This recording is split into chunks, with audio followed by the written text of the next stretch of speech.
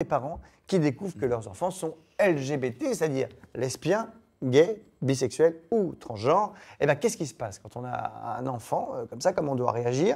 Et ben, normalement, je vous le dis, on va le découvrir tout de suite dans notre dossier. C'est parti avec Jeanne, c'est son association du jour. Enfin, oui, c'est vrai que maintenant, c'est LGBTQ+, enfin, on rajoute une lettre par jour. Donc, c'est un peu compliqué. On va essayer de faire ça déjà, Jeanne. Alors, c'est important, donc, Jeanne, de sensibiliser les parents. Parce que oui, c'est pour ça que j'ai choisi de parler de cette association. Tout à fait. L'association Contact et qui a pour vocation de contribuer à l'acceptation des différentes orientations sexuelles en favorisant le dialogue, comme tu l'as dit, entre les parents et les personnes LGBT. Ayant pour but aussi de lutter contre les discriminations et de prévenir aussi, malheureusement, certaines situations extrêmes, comme le suicide. Ça peut arriver aussi à des situations un peu compliquées comme ça. Et on est avec Mathieu. Bonjour Mathieu. Mathieu Gilbertas, qui est membre de l'association Contact Calvados. Alors, Contact. Voilà. Donc, avant de parler de ce que fait l'association, Mathieu parlait de son orientation sexuelle. C'est quelque chose d'extrêmement personnel.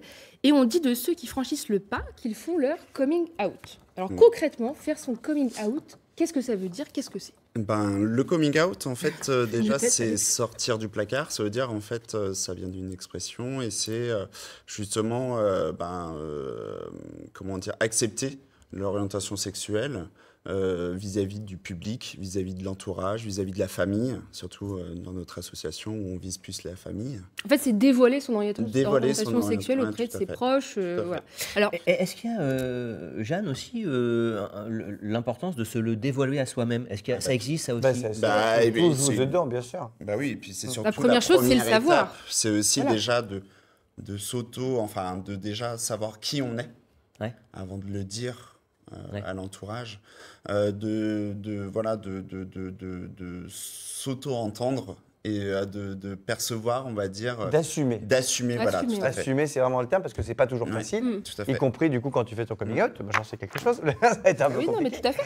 Alors, l'homosexualité, c'est quand même beaucoup moins tabou de nos jours. C'est quand même assez bien accepté. Mais... Je précise d'ailleurs que tous les homosexuels ne mettent pas des pulls violets ou des pantalons violets. Oui. Ils sont très violets. Mais voilà. Alors, ça reste un passage quand même parfois compliqué. Est-ce qu'il y a une bonne façon d'en parler à ses proches, à ses amis ou à sa famille? Je pense pas qu'il y a vraiment une bonne façon. Il n'y a pas de méthode. Sinon, autrement, il y aurait un livre et il y aurait une recette magique, on va dire. La recette du coming out. Voilà, c'est ça. Non, il n'y a pas de bonne méthode ou de mauvaise méthode. Et puis, il n'y a pas un temps fait pour ça. C'est en fait. Il n'y a pas d'âge non plus. Il n'y a pas d'âge. Justement, il faut prendre le temps de s'accepter. Ça peut être plus ou moins long. Il y a des gens à qui ça arrive à 50 ans. Oui. Mais moi, ça m'est arrivé à 25 ans. Moi, j'étais fiancé, je devais me marier avec une fille, et voilà. Et donc, j'ai switché complet. Et j'y avais jamais pensé avant. Et est-ce qu'on est obligé de le faire, ce coming out? Est-ce que c'est une obligation? Non, c'est pas une obligation. Chacun est libre de faire ce qu'il veut. Il faut... c'est juste le temps. Chaque personne est différente et donc certaines personnes vont mettre plus longtemps à faire leur coming out. D'autres ne vont pas le faire. L'essentiel, c'est d'être bien. C'est bien, et après, quand même, plus il y en a qui le font, plus ça aidera. Oui. Parce que c'est compliqué parfois de s'accepter, et surtout de faire son coming out, ça peut être très difficile. Et aujourd'hui, il y a encore beaucoup trop de gens, à mon sens, qui ne le font pas. Tu vois, dans le foot, en France, aucun. C'est complètement alors tabou, qu'il y en a quand même, tu vois. Au cinéma, ils ne le font pas non plus parce qu'ils ont peur de ne plus avoir de rôle. Tu vois, et du coup, ça n'aide pas. Je sais que moi, quand je l'ai fait, il y a beaucoup de jeunes qui m'ont écrit des messages en disant merci, oh là là, grâce à vous, je m'assume et tout. C'est très compliqué quand même. On pense que c'est plus facile maintenant qu'avant. C'est pas vraiment le cas. Pour toi, c'est important de le faire. Et est-ce que ça représente aussi un vrai soulagement finalement, une fois qu'on l'a dit auprès de ses proches? Je pense que... Alors moi, là, je vais parler à titre personnel. Après, comme j'ai dit, c'est pas forcément pour tout le monde la même chose. Je sais que moi, quand je l'ai dit, ça m'a soulagé. Oui. Donc je l'ai dit au début à ma mère et puis ensuite à mon père. Mais oui, ça m'a soulagé. C'est vraiment un poids en moins. Et de vivre sa vie. Après, moi, je sais que mes parents ont très bien réagi, donc voilà. On dit souvent que ce sont les pères souvent qui réagissent assez mal. Moi, c'est plutôt l'inverse. Ah ouais? Enfin, non, parce que ma maman aussi a très bien réagi, mais mon père a aussi très très bien réagi, et puis il s'en doutait aussi. Après, voilà, c'est ça que j'allais dire, c'est que très souvent, quand même, les parents s'en doutent un peu. Tu vois. Alors moi, c'est hyper compliqué, parce que pour le coup, c'était pas du tout logique, par exemple, dans mon cas, parce que moi, j'étais vraiment hétéro, tu vois, j'étais footballeur pro, donc pour le coup, j'étais dans le truc, voilà, j'étais fiancé et tout. Et ma mère, pour le coup, a eu beaucoup de mal d'un seul coup quand j'ai vrillé. Quand j'ai changé, pas vrillé, mais ma mère a eu beaucoup plus de mal à accepter parce qu'elle s'était habituée. Tu vois, elle n'a rien vu venir. Alors que souvent, c'est vrai que les parents te disent « Ah oui, moi j'ai senti quand même que très jeune déjà, j'avais des doutes. » Et donc, je pense que c'est plus facile d'accepter comme ça. Après, il faut faire aussi attention. Il y a des parents qui ne s'en doutent pas et puis c'est pas grave non plus. Et c'est là, en fait, où l'association est importante. C'est qu'en fait, on va aider vraiment les parents à accepter l'homosexualité, la bisexualité et l'identité de genre de leurs enfants. Oui, parce que vous parlez de... Et c'est là où, en fait, il va y avoir vraiment une étape, en fait, de déconstruction des représentations qu'on peut projeter en tant que parents sur l'enfant. Et concrètement, comment ça se passe? Est-ce que c'est des enfants qui ont des difficultés avec leurs parents qui viennent vous contacter pour vous dire « Ce serait cool d'aller les voir » ou est-ce que c'est des parents qui vous contactent directement? C'est une bonne question. Quelles sont les actions finalement que fait cette association Et ben justement, en fait, ça touche les enfants à accepter et les proches, on va dire. C'est pas forcément que parents-enfants, ça peut être aussi des amis, ça peut être des petits-enfants, des cousines, la tante, tout à fait. Pas la tante, façon de parler. Voilà, tout à fait. Mais non, mais justement, là, c'était, je sais plus ce que je voulais dire, du coup. Le côté tante, les actions menées. Les actions qui sont menées. Donc il y a déjà une écoute. Clairement, c'est la première chose qui est faite. Et c'est donc on reçoit aussi bien, voilà, les enfants, les proches, etc., les parents aussi.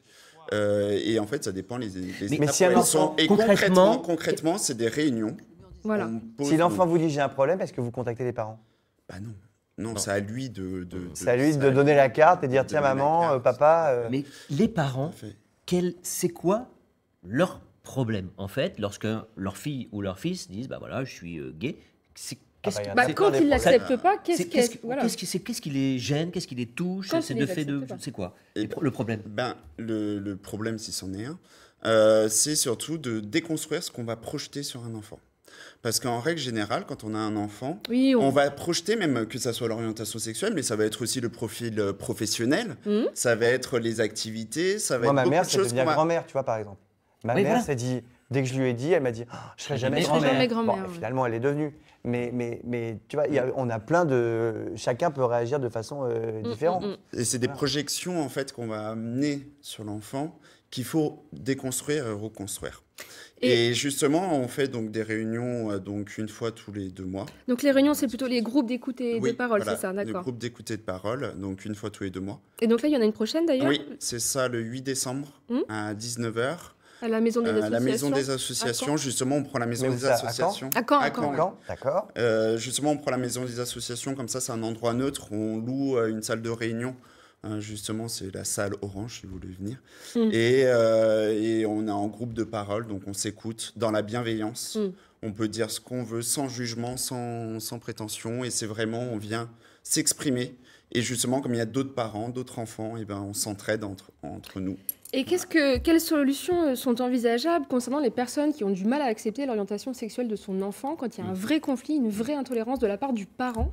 Qu'est-ce qu'on peut conseiller? C'est pas facile, parfois ça va dans les extrêmes. On parle du refuge, une autre association, on en parlait tout à l'heure, parce que parfois les enfants sont mis en dehors de chez eux. Absolument. Ils sont dégagés de la maison. Alors que ça reste ton enfant, quoi. C'est ça le truc, c'est que quel que soit, c'est quand même ton enfant. Donc le mettre en dehors de chez lui et tout, tu vois, c'est horrible. Il y en a plein qui se retrouvent à la rue, ça amène parfois des conditions extrêmes, comme tu disais tout à l'heure, malheureusement. Oui, donc, tout à fait. Donc qu'est-ce qu'on a comme solution dans ces cas-là, quand on est face à un vrai conflit comme ça? La solution, je pense déjà, c'est d'en parler, de prendre le temps d'aimer son enfant. Oui, d'en parler avec. C'est vraiment le dialogue. Le dialogue, voilà. C'est la communication, le dialogue. Et justement, nous, parce que c'est vrai que ça peut un peu effrayer les réunions avec tous ensemble en mode alcoolique anonyme. Oui, mais au moins, ça permet de voir d'autres qui vivent la même chose. Mais ça libère la parole. Ce qui est quand même très important. Tout à fait. Ce qui peut, entre guillemets, rassurer. Tout à fait. Mais ça peut être aussi un frein, parce que c'est vrai que les parents, il faut quand même qu'ils franchissent la porte. Non, surtout, il y a plein de préconceptions débiles chez les parents, souvent. Tu vois, souvent, tu vois, ma mère, c'est de ma faute. Ma mère, c'est de ma faute. C'est ça, mais alors ça, trop chouchouté, je suis trop occupé de toi. Non, les gens pensent que c'est un choix aussi. Un jour, je tombais sur un garçon, je tombe amoureux d'un être plus que d'un sexe. Et j'ai changé. Ouais. Et voilà, c'est pas de la faute de ma mère ou de la faute de mon père qui était intransigeant. Mais souvent, ils ont plein d'idées comme ça, les parents en tête. On parle des parents. Mais dans les fratries, c'est aussi très difficile. Je me souviens que l'année passée, on avait reçu une personne qui était finalement transgenre. Oui, et son frère avait dit, de toute façon, tu resteras toujours ma sœur. alors que voilà, cette personne était devenue un homme. fille, homme, pardon. C'est pas facile d'accepter. Et est-ce que dans les fratries aussi, il y a des soucis comme ça? Les frères, les sœurs rejettent aussi leurs frères, sœurs Ben, en fait, il y a de tout. Ça arrive. En fait, il n'y a pas de généralité. En fait, c'est vraiment, en fait, ça dépend de la personne. En fait, c'est vraiment la personne en soi. Et justement, pour aider ces personnes-là, on peut faire aussi de l'accueil personnalisé. Ça veut dire nous appeler et au moins déjà, la première chose... Et vous allez aussi dans les écoles aussi. Oui, voilà, vous divulguez cette bonne parole auprès des écoles en intervention scolaire. Et qu'est-ce que vous constatez dans ce milieu scolaire? Qu'est-ce que les plus jeunes vous disent en fait quand vous leur parlez? C'est assez marrant. Ça évolue. Oui, ça évolue. Après, ça dépend, pareil, les écoles. Ça dépend des contextes. Contexte familial. Oui, et puis la manif pour tous n'a pas aidé du tout, tu vois. C'est-à-dire qu'on s'est retrouvé avec des relents d'un coup de... Quand tu vas défiler avec tes enfants pour dire non au mariage homosexuel, au machin, t'as des enfants, tu sais pas ce qui va se passer. Ça se trouve, tes enfants, ils ont 7, 8 ans, et les gens les amènent défiler. Et puis à 13 ans, 14 ans, ils vont se dire merde, mon Dieu, j'ai l'orientation que mes parents détestent. C'est hyper dur. Donc quoi qu'il arrive, que ce soit pour les retraites, ne faites pas défiler vos enfants parce que vous n'êtes pas décisionnaire de ce qu'ils vont penser dans leur vie plus tard. À ce propos, voilà. Et ça, c'est traumatisant pour les jeunes. En ce moment, vous pouvez retrouver le témoignage d'un papa qui était à la manif pour tous. C'est un magnifique témoignage. Son fils, il a découvert que son fils était homosexuel et il a complètement transformé, il s'est changé, il a été bouleversé, il a transformé sa vision. C'est très bien ça. Oui, alors vous tapez sur Google, sur Internet, sur un moteur de recherche. J'ai plus les coordonnées en tête, mais j'y pense là. C'est magnifique. Il a été invité, je crois, sur France 5. C'est une très belle émission et c'est très très beau. Il était manif pour tous, un papa, une maman, qui est très dur, etc. Moi, j'ai rien contre les gens de la manif pour tous, qu'on s'entende bien. Mais juste, défilez pas avec vos enfants. Parce que pour le coup, ça crée des traumas qui sont... Moi, j'en avais plein qui m'écrivaient en disant au secours, j'ai filé avec mes parents, je pourrais jamais leur dire. T'imagines le truc? Et on en reçoit aussi dans l'association des parents justement qui ont défilé à ce moment-là. Donc comme Contact, c'est une association nationale, en fait, nous à Caen, pas. Mais en tous les cas, à Paris, je sais qu'on a eu justement des personnes comme ça qui sont venues et qui ont fait le défilé, la manif pour tous. Bon, écoute, en tout cas, si vous êtes des enfants qui voulaient rentrer en contact avec l'association ou bien des parents qui voulaient rentrer en contact avec l'association, c'est facile. Sur Internet, c'est asso-contact.org.